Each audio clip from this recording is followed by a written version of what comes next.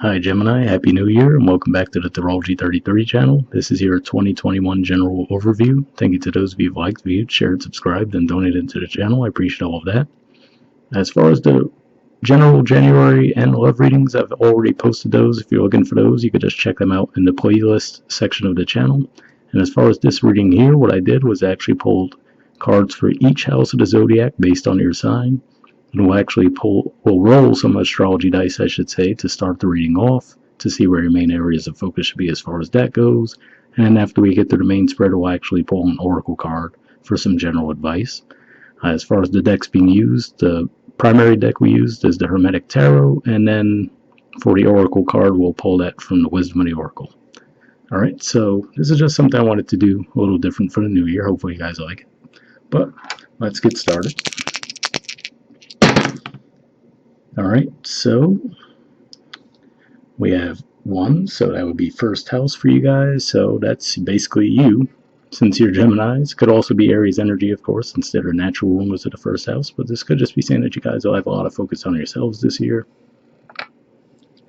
We also have Saturn, so Saturn actually recently moved into Aquarius, which is your 9th house, so there could be a lot of focus there, a lot of energy put into that, possibly some struggles with it as well. And we also have Virgo, so could be a lot of focus on your home environment this year, possibly education as well, but yeah, that's what I see there. So let's get started with the main spread. Okay, in the first house we have Ace of Swords, 7 of Cups, and Princess of Wands. So this is a good energy to see for you guys in the first house, the Ace of Swords, since you're air energy, but this usually represents some truth, some realizations coming through. Could be due to the fact that we have Jupiter and Saturn in your 9th house. That could bring some realizations, and they're also going to be making aspects with Uranus in your 12th house too, so you might just come across some insights. Some of what you do discover along that path might be a bit disappointing to you with the 7 of Cups energy there, or might even, could have you, well, let's say it this way, maybe you guys were confused around some situations, you might get some clarity around that, and as a result of that, there might be a bit of disappointment. But with the Princess of Wands, it looks like it will actually free you up to, really take action in other areas. So this is the equivalent of the Page of Wands energy. Now let's see if there's anything else comes to mind with that. Yeah, that's primarily what I see there. Alright, moving on to the second house. We have the Hanged Man, which is Pisces energy, the Ace of Pentacles, and the King of Wands. So, interesting mixture of energies here. This is Leo energy. With the Hanged Man, like I said, that's Pisces energy, which for you guys is your 10th house of career and social status. So for this to come up in the second house along with the Ace of Pentacles, could just be saying that you guys might have to get a little bit more creative when it comes to finances, possibly look at things from a different perspective. For others of you, it could just be saying you might be feeling like you're stuck in a waiting cycle as far as progress goes with finances, but the good thing is, if that's the case, we do see the King of Wands, which is Leo energy. In this deck in particular, it's referred to as the Prince of the Chariot of Fire. So if you think about the fact that Leo is your 3rd house of communication, that's also a pretty good energy, but this could represent promotions for some of you guys, maybe getting a lot more recognition when it comes to finances, so definitely can help you out as far as the workplace goes, but that's what I'm seeing there. Alright, in the 3rd house, we have the Queen of Swords in reverse, so that's Libra energy, Princess of Cups, which is the equivalent of the Page of Cups, and 7 of Pentacles, which is Taurus energy. So, seeing this come up in reverse could be a couple of things. Could just be saying that, you might have some people in your environment that you might be communicating with that might come across like they have your best interests at heart, but they might not. They might actually be kind of scheming to get into your spot, if you will. But for some of you, I don't think it's necessarily going to be that dramatic. I see this also pointing more to the fact that basically all of the Mercury retrogrades in 2021 are going to be in the air signs, starting with the Aquarius one coming up at the very end of January, And then there's going to be this one that will eventually happen during Libra season as well. Um, so it could just be pointing to that timeline in particular where, if you're trying to express something on a more emotional level, doesn't necessarily have to mean romantic, maybe just how you're feeling about a certain situation. There could be a feeling like you're misunderstood there, like people didn't grasp what you were actually trying to say. So that's certainly at risk there. But if this is more of a year-long theme, let's just say that there might be some emotional disappointment, whether, if it is you expressing feelings to a romantic interest possibly, but I don't feel that's as likely. I feel like it's more saying that as far as finances go, you might feel like you're just misunderstood when you might propose some ideas as far as creativity goes, and just feeling like they're not grasping what you're going for, but that's what I see there. Like I said, definitely watch out for that Mercury retrograde in Libra season. That might be a bit tricky as far as communication goes. All right, fourth house energy, we have Nine of Cups. So definitely a pretty positive energy here. On this deck in particular, it's referred to as the Lord of Material Happiness. Just take my word for it since it doesn't want to focus, but, well, there we go, we had it. There we go. So, Nine of Cups energy is definitely positive. Interestingly enough, in this particular deck, it points to Jupiter and Pisces energy, and Jupiter actually will be moving into Pisces sometime in May. So, at least for part of your birthday season, you're going to have Jupiter in the sign, and given that that's your 10th house of career and social status, could be some success there. Possibly some of you might actually be starting to work from home, and if that's the case, you might actually have some success around that as well. But yeah, the Nine of Cups energy is definitely good energy to have. Shows me that, given that the fourth house can point to family, home environment, and also just your general roots. Looks like you guys are very comfortable in your own skin, along with that Ace of Swords energy too. So generally speaking, when you're in that type of energy, good things tend to come your way. So definitely a good thing to see there. All right, in the fifth house, we have the Knight of Swords. So this is actually Gemini energy here. So definitely a good card to see come up in the fifth house because the fifth house is related to romance, creativity. Definitely a pretty positive house as a whole. And to see you guys show up here shows to me that you guys are going to be in the zone this year. Like I was saying with some of the earlier cards we saw as well. It could just be saying that your creativity might be firing on all cylinders. Like I said, you can have Jupiter in your ninth, of course. It's going to be making aspects with Uranus in your 12th, which aren't going to be the most comfortable aspects, but at the same time, that could bring those sudden insights to you. Might get some flashes of creativity as far as that goes. Looks to me like you're going to be comfortable expressing yourselves as well. So this is another thing too that makes me think that that third house difficulty we're seeing, I feel like that might just be primarily focused on that Mercury retrograde in Libra. But aside from that, should be smooth sailing from what I'm seeing. For some of you, this is around dating as well. Could just be saying that there's a lot of movement, a lot of communication, a lot of activity between you and another person. Possibly another air sign. All right, in the sixth house, we have Two of Cups. So, not the most exciting house to get Two of Cups energy, but still pretty positive energy to get anywhere. In this particular deck, it's referred to as the Lord of Love. But to see this come up in your sixth house of, work, daily routine, health, definitely a positive energy to see here. For some of you, this could just be saying that you might actually end up in a relationship with someone from your work environment, or if not, someone that you work with directly, possibly someone that you're in the same field with. Given that this is also related to health and daily routines too, another example is maybe you meet this person while you're out at the gym or doing some kind of hobby or something along those lines. So that's what I'm seeing there, but definitely a positive energy regardless. And if this is around business as well, could just be saying that it's a meeting of minds. If we think about the Two of Cups in traditional tarot, there's two people facing each other holding their cups. So it looks like a meeting of the minds in that regard. So to just have someone who sees things in a similar perspective to you, and that could help you guys foster some growth in that area. All right, in the seventh house, we have the Hermit. So this is actually the major arcana card for Virgo. As far as the artwork, we do see the Mercury and Virgo symbol, so keep an eye out for when Mercury is in Virgo. There could be some significance there. Maybe this might even be when you meet a person. that you could end up in a relationship with. This is also partnerships as well, so it doesn't have to be romantic relationships. But again, I'm getting a feeling there too of meeting of the minds, since both Gemini and Virgo, both Mercury ruled signs, could feel like a really good connection where you might feel at home with this person, given that Virgo energy is fourth house energy. You might actually spend a lot of time with each other at home as well, given that it is the Hermit.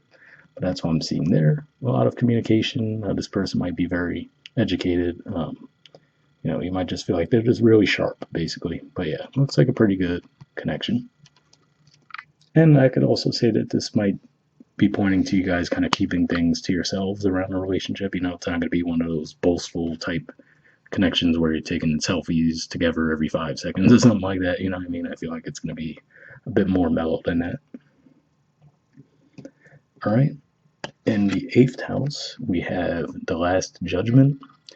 So I always see this as Scorpio energy, the rebirth energy of that side, and it says the spirit of primal fire.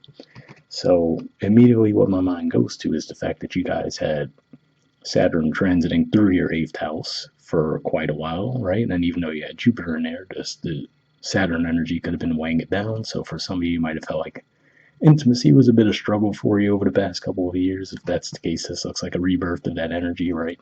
As far as, even though we did have Jupiter move through there as well, still might have felt a bit restricted. And in fact, that might have just felt like it expanded the feeling of restriction when it came to intimacy. And now we still do have Pluto there, which is the ruler of Scorpio, but obviously a much better energy as far as that goes. So looks like as far as intimacy goes, could be really good for you guys. Now, if this is around investments, could just be saying that you might have opportunities to invest in things once again, or possibly things that you've already been invested in that maybe have been struggling a bit. For example, the stock market, for example, it's really bad for a lot of 2020. Could just show that there's going to be some growth in this thing coming back to life for you. So pretty good energy there. All right. In the 9th house, we have Two of Swords. So this is Libra energy here. And if you think about Libra energy, they tend to be, the focus of the energy is to look at things from a different perspective, right? And that's also what the 9th house could represent. So again, with Saturn and Jupiter moving through your 9th house, makes sense that you might be seeing things from a different angle. We also saw that in the 2nd house with the Hangman energy. So it looks like this is saying that you guys are going to see things from a different perspective. It might even be around a falling out that you might have had with someone. And if that's the case, in this deck in particular, it says Lord of Peace restored. So it looks like you could restore balance around a connection where maybe you might have had a falling out with someone for whatever reason. But with time, you're able to look at things from a different perspective and now realize, okay, well, maybe there is opportunity for growth within that connection. Could be in any area of life, but hopefully that resonates. All right. 10th house energy, we have Princess of Pentacles. So this is the equivalent of the Page of Pentacles, and usually this represents pure energy of the Pentacles. So you might not be necessarily where you hope to be when it comes to your career and social status, but to me this shows that you have that pure energy and you do have that room for growth. So it should just be a matter of time in that regard. So this is a pretty good energy to have. To me, it shows it's not necessarily, it's a little bit above neutral. I wouldn't say it's neutral per se, because there's definitely still room for growth. But to me, this points to the fact that you guys are on the right path, and you should see some growth in that area. Oh, and actually, while that's on my mind, at the bottom of the deck, we actually have Three of Wands, which is Lord of Established Strength. So keep an eye out for Aries season, especially around the new moon in Aries, for some good news there. All right. And in the 11th house,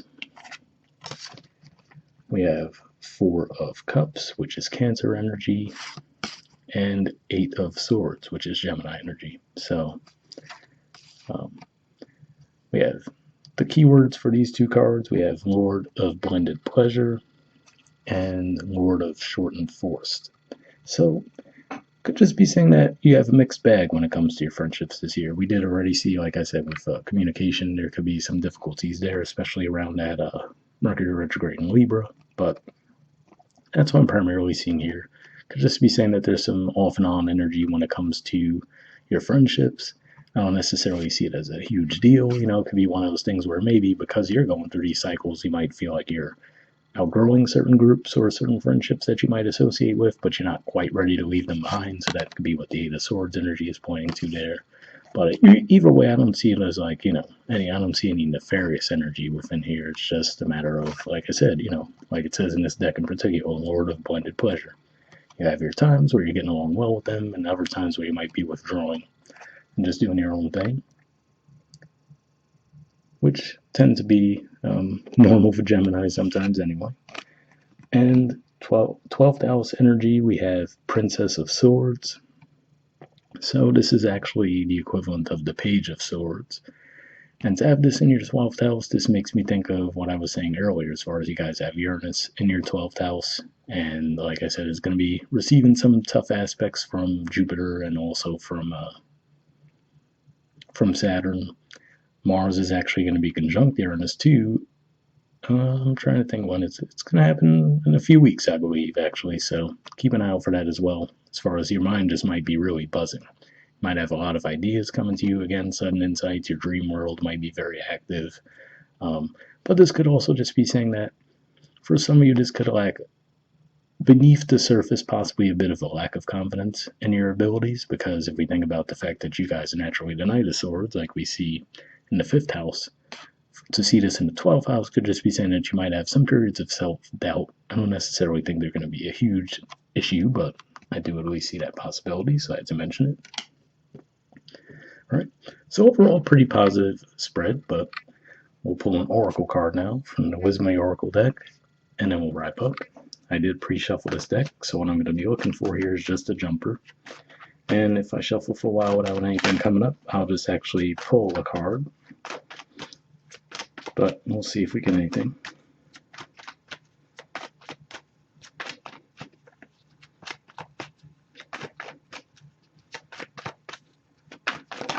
Oh, got one. Okay.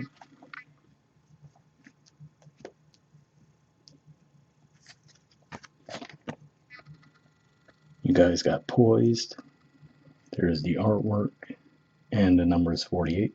So to me, that makes sense. Like we said, given that first house came up, which, like I said, could be showing that the focus is going to be on you guys to an extent. Like I said, and even if this isn't pointing to Gemini energy and it's more the natural rule of the first house, which is Aries, we also do see at the bottom of the deck the Aries energy there too. So, you could definitely see that blending with the main spread and also the Ace of Swords energy we saw, like I was saying, the Knight of Swords in the 5th. But we'll see what the actual messages in the book say.